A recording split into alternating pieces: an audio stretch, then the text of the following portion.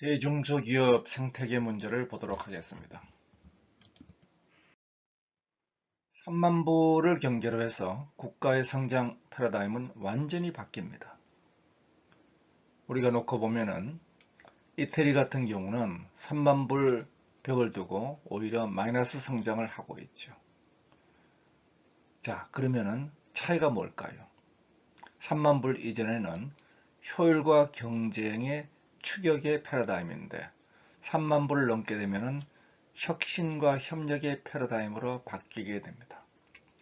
자, 이러한 변화, 즉 탈추격의 변화를 보면은 추격 시대에서는 대기업 중심의 가불 구조에서 탈추격은 혁신을 위해서 대중소기업의 수평 생태계로 가고 있습니다. 자, 그러면은 이러한 탈추격 혁신의 전환을 다시 보면은 모든 기업의 가치는 혁신과 효율로 이루어집니다. 자, 그러면은 이 혁신을 이룩하는 것은 누가 하느냐? 벤처기업들이 하죠. 효율은 대기업이 합니다. 그래서 경영학의 구루 피터 드러커는 혁신과 마케팅에서 기업의 가치가 창출된다, 이렇게 설명하고 있죠. 사업의 본질은 즉 혁신을 이룩하는 것, 역량, 기술로 흔히 대변되죠. 그리고 효율을 이룩하는 것, 시장의 결합입니다. 대기업과 벤처의 결합이죠. 자, 그러면은 대기업과 중소기업의 관계는 무엇일까요? 바로 혁신의 패러독스가 출발하는 질문입니다.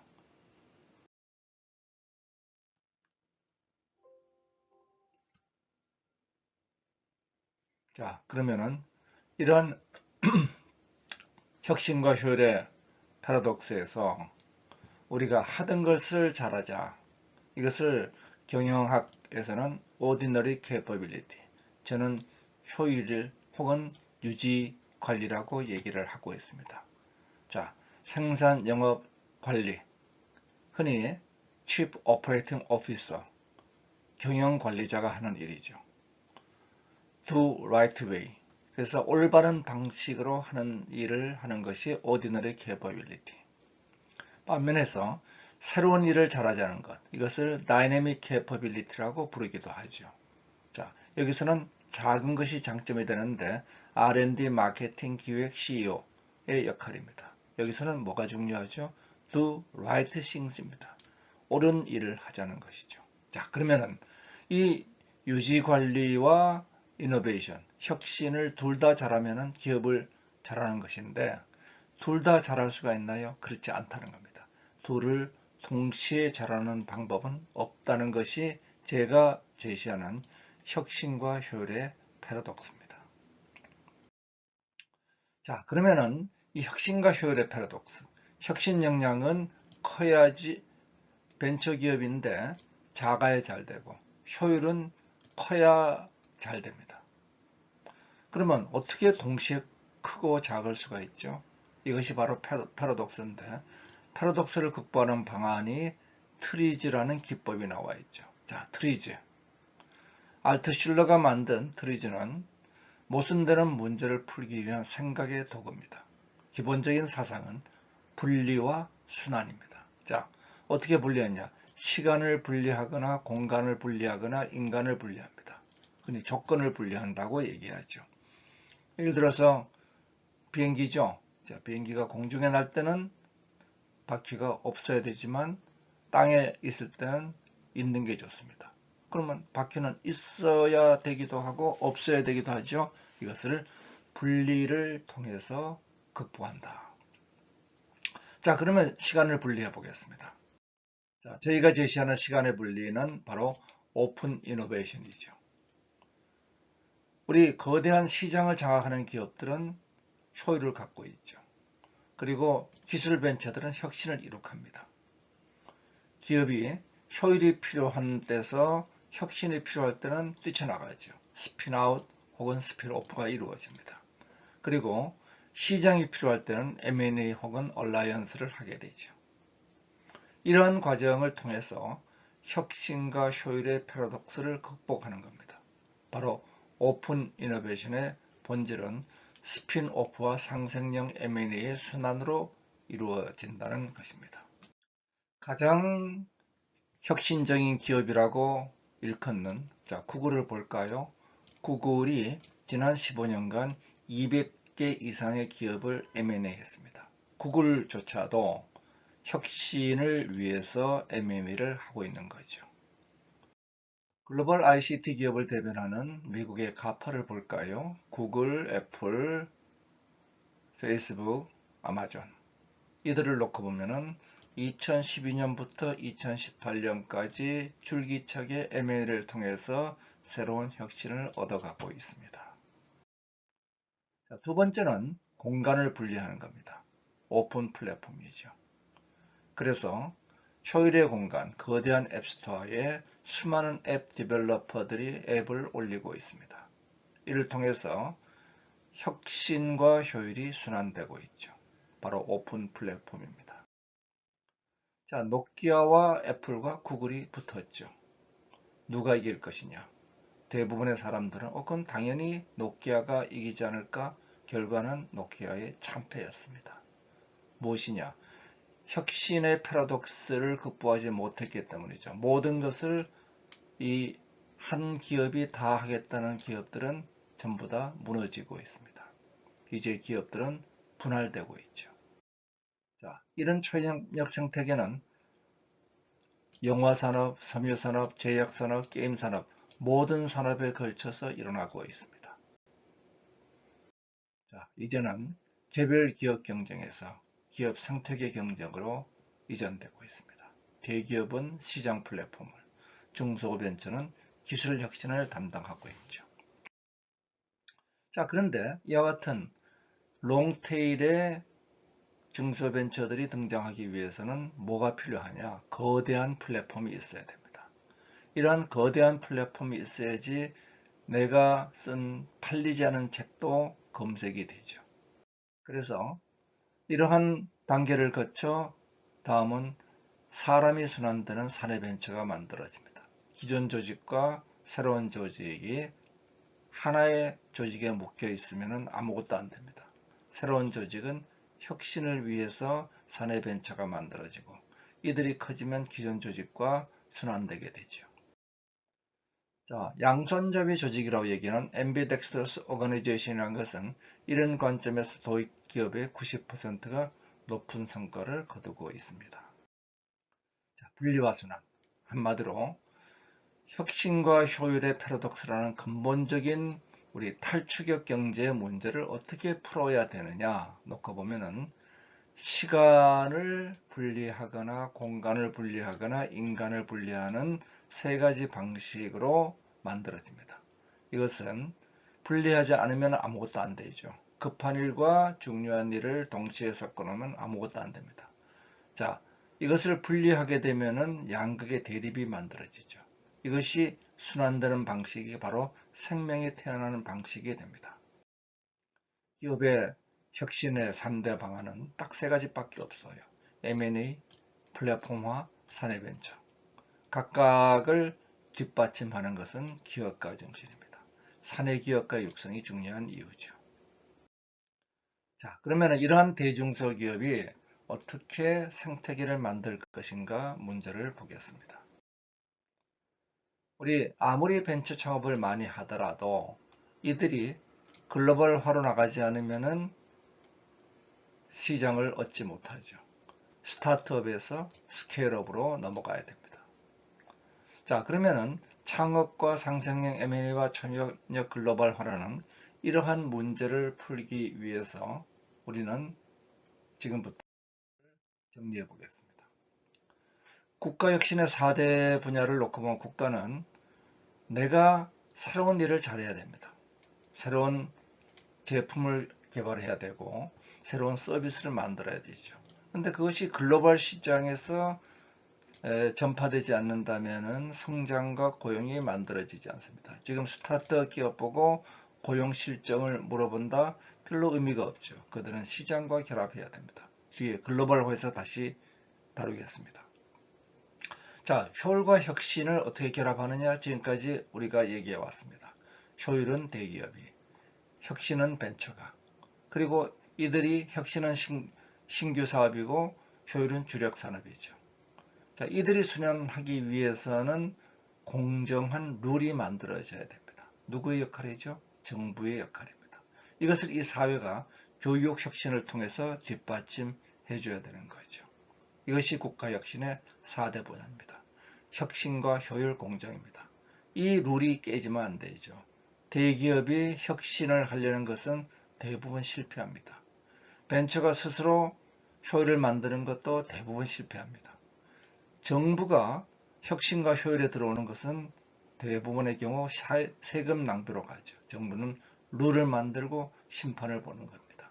그리고 근본적으로 교육을 통해서 에너지를 공급하는 게 사회의 역할이죠. 다시 나눠보겠습니다. 다시 나눠보면은 8대 전략으로 만들어지죠. 대기업과 벤처가 어떻게 선순환하느냐. 효율과 혁신이 각각 벤처 창업과 사내 벤처 활성화로 만들어지고, 효율은 개방 혁신과 개방 플랫폼으로.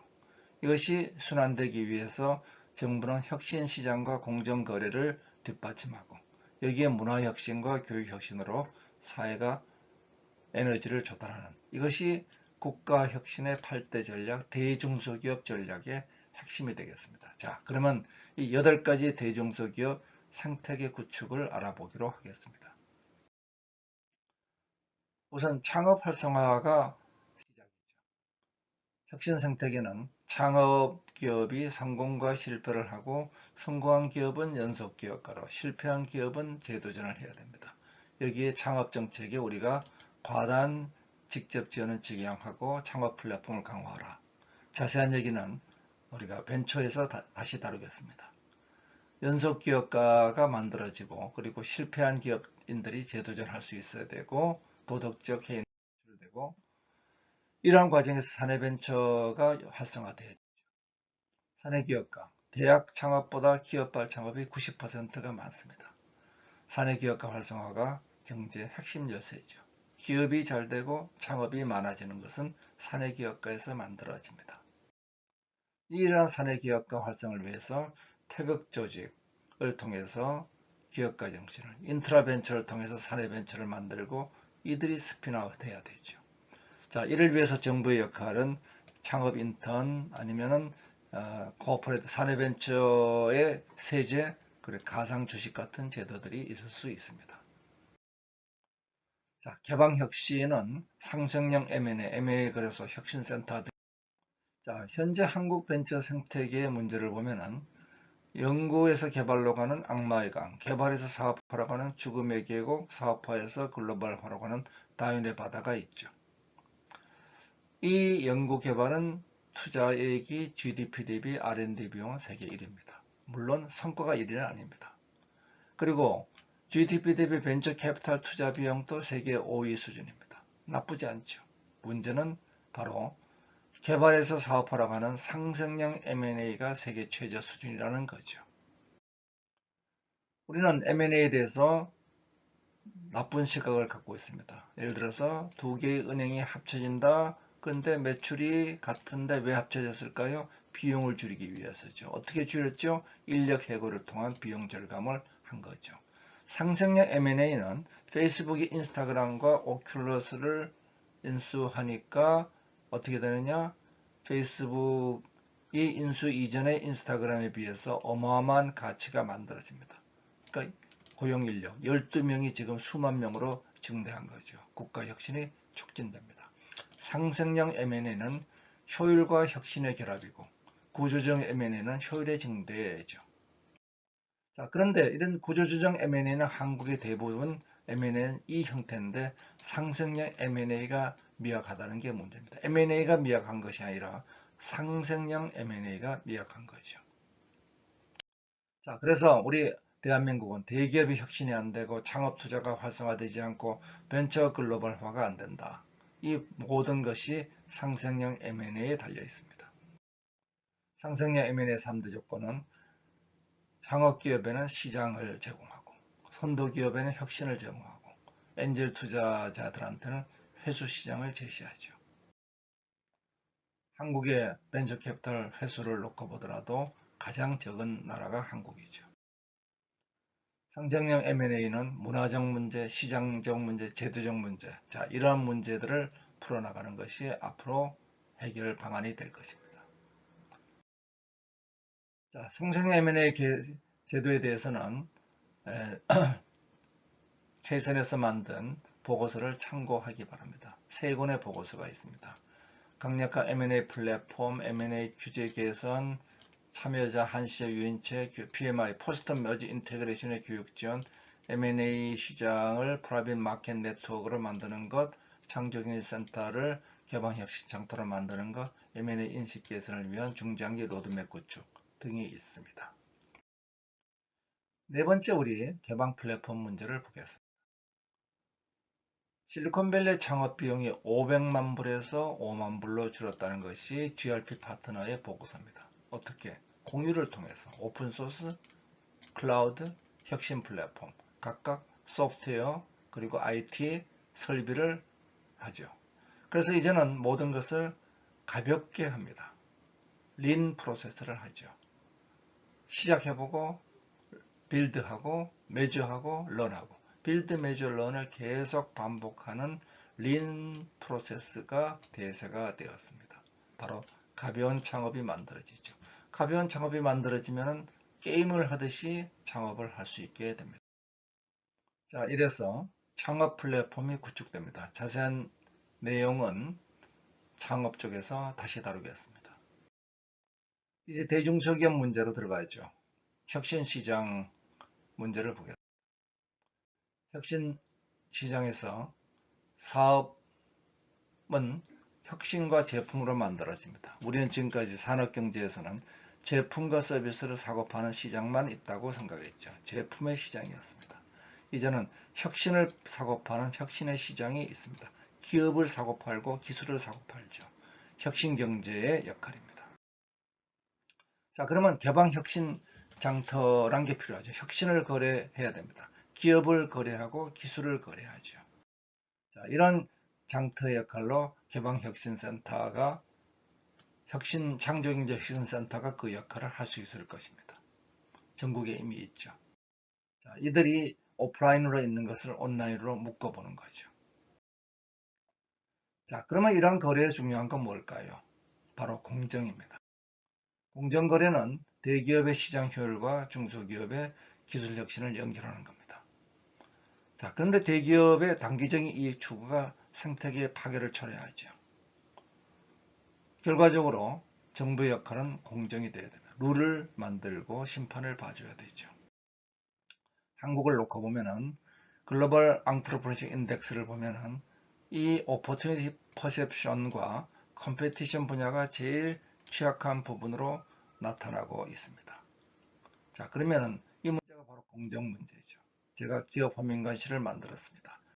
2009년 대중소기업 공정거래 프로젝트를 2010년에 시작했습니다. 그래서 문제 제기를 하고 대안 건의를 하고 정부 정책을 발표를 했는데 그 결과 만들어진 게 동반성장위원회입니다. 자, 제가 한국일보하고 같이 불공정거래 사례를 조사해서 발표한 것들입니다. 자, 이러한 문제들을 정리해서 신고 활성화, 부당 원가 인하 방지, 지적권 침해 방지, 부당거래 방지를 리스트해서 이것을 9월 29일 2달 만에 대통령 앞에서 동반성장 대책으로 통과를 시켰습니다. 여기 빨간 것들은 아직 통과 안 된 것들이죠. 자, 이런 생태계의 문제가 공정거래만 가지고 모든 문제 해결되지는 않습니다. 공정거래는 필요 조건이지만 상생의 충분 조건이 있어야 됩니다. 그리고 이 공정거래는 합법성을 대표하는 불공정거래가 있지만 합리성을 대표하는 평가제도가 필요하죠. 자, 이러한 평가제도를 위해서 만든 것이 평가지수를 위한 호민인덱스라는 걸 만들었고 이것이 동반성장 지수로 발전한 겁니다. 자, 그러면은 이러한 기업인들이 혁신을 하는데 뭐가 모자라느냐? 안전망이 모자랍니다. 한국기업가 정신은 추락했습니다. 지금 배우자 직업선호 1위 공무원, 2위 공무원, 3위 공무원이죠. 창업 희망자는 격감했습니다. 기업가 정신 분석 지수도 격감했습니다. 그리고 여기 기업인들은 어디 있느냐? 여기 있습니다. 16위. 자, 꼰실탈의 문제 있죠. 기업은 불투명하니까 여기에 무한 책임 주식회사 연대 보증을 요구하게 되고 바지 사장이 만들어지고 과점 주주도 책임을 주게 되고 결국은 우리 대한민국은 스티브 잡스나 빌 게이츠와 같은 스타 기업가들이 뒤로 숨어버리는 형태가 되어버렸습니다. 젊은이들의 롤 모델이 없어진 거죠. 자, 역사적 배경을 다시 보면 한강의 기적에 석유판으로 기업 위기가 오니까 72년 83 조치를 통해서 금융특혜를 제공해서 채무 일괄 탕감해 줬어요. 대기업 집단이 탄생되고 고도 성장을 했는데 모랄 여자들, 대마불사와 불투명한 기업 운영이 만들어졌습니다. 그러니까 기업 도산 이후에도 기업가는 부를 향유하니까 사회적 공분이 형성되고 이로 인해 가지고 우리는 무한책임 한국형 주식회사가 시작됐습니다. 이것은 한국형입니다. 원래 주식회사는 유한책임이죠. 이래서 한국만의 특수한 제도가 만들어져서 기업과 기업인을 미분리합니다. 그러니까 결과적으로 금융실명제로 금융 투명성은 향상되고 회계 투명화로 회계 책임은 강화됐는데 아직도 무한책임 주식회사는 존속되고 있죠. 한강의 기적의 어두운 화석입니다. 자, 현재는 기업과 금융기관이 불투명한 기업 때문에 금융기관이 손해를 보니까 무한책임을 부과했습니다. 그럼 지금 어떻게 되느냐? 투명해진 기업에 구제도를 적용하니까 무한책임 기업에 과한 부담이 가 있죠. 기울어진 금융과 산업의 운동장이 만들어져 있습니다. 조셉 슌페터는 자본주의 발전은 혁신에 이루어되고 은행의 적극적인 신용 창출 활동에 의해서 구현되면서 모든 혁신 기업가는 채무자가 되어야 된다. 막스 베버는 채권자와 채무자 사이에 화폐 가치를 둘러싼 투쟁이 벌어지고 그 결과 자본의 사회적 배분 및 권력 관계가 변화한다. 자기 돈으로 사업하지 말라는 겁니다. 자, 한국은 기업 혁신을 가로막는 배임죄가 있습니다. 횡령은 분명한 죄입니다. 그러나 배임의 경우에는 문제가 뭐냐? 자, 이연령 비연령이죠. 회사 두 개를 투자했는데 하나는 이익, 하나는 손해본 결과에 대해서 책임을 묻습니다. 50억 넘으면 살인죄 수준의 양형이고 무죄 선고율이 최대 7배, 기업의 재기를 저지하고 있습니다. 역사적 산물인 비정상의 정상화가 필요하죠. 그래서 8대 제도전 제도 혁신이 요구됩니다. 실패 문화를 인정하고 중소기업 기본법으로 혁신의 안전망을 제공하고 통합도산법 개정, 혁신형 창업을 활성화시키고 채무부정성을 상개설로 무한책임을 유한책임으로 성실한 실패자를 지원하고 M&A와 크라우드 펀딩을 적극 활용하라. 자세한 내용은 케이슨 보고서를 참조하기 바랍니다. 마지막으로 교육혁신이 들어가죠. 안정지역의 우리 한국 청년들이 이제는 기업가 정신 교육을 통해서 미래를 향해서 나가야 됩니다. 자, 그러면은 미래로 가는 우리의 청년들, 우리의 기업들, 이런 글로벌화를 위해서 우리가 필요한 것은 이제 스케일업 전략이죠. 초연결 사회가 됐습니다. 연결 비용이 줄어들었죠. 개방생 기계로 전환됩니다. 세계 경제는 개방됐습니다. 이러니까 점진적 글로벌과 태생적 글로벌화에 대한 두 가지 관점이 나오죠. 처음부터 세계로 나가자. 여기서 수많은 유니콘들이 탄생하고 있죠. 자, 케이슨이 글로벌 모델을 제시합니다. 저희들은 비즈니스 모델과 혁신 프로세스와 IP 경영과 유형에 따라서 8단계로 분류를 해봤습니다. 이걸 다시 나눠놓고 보면은 1에서 3까지는 로컬 시장, 4에서 6까지는 글로벌 시장이 됩니다. 초협력 글로벌화는 일단 벤처가 창업을 하죠. 혁신 벤처를 만듭니다. 이러면 로컬 시장에서 시장을 확보하죠. 이들이 자기 제품을 가지고 글로벌 틈새 시장에 가면 히든 챔피언이 됩니다.